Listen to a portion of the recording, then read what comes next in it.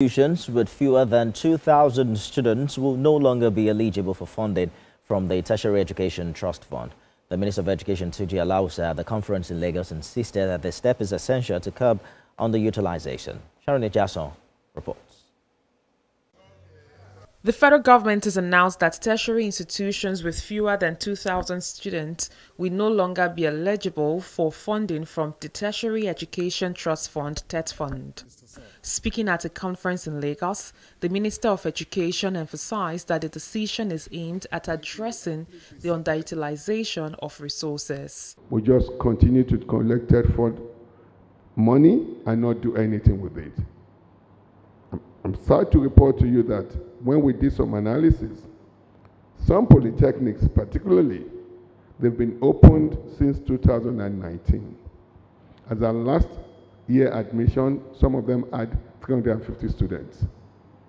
It's not acceptable. Another polytechnic that was opened about that same time, you know yourself, I don't want to mention names.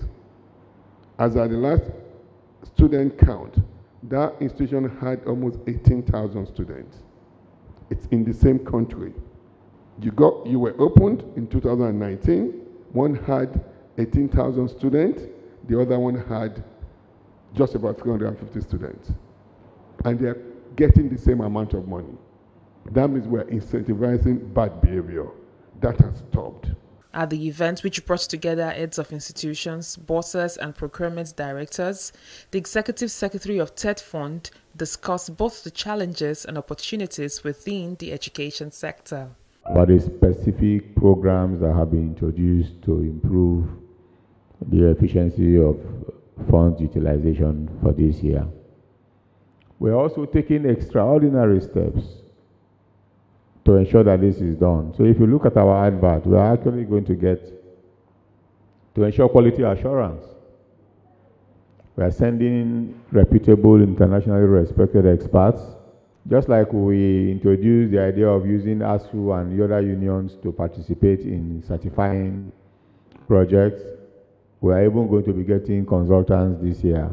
It was also announced that the research fund has been increased to encourage innovation, while confirming that TETFUND support will remain available for eligible institutions. Sharon Jason, TVC News.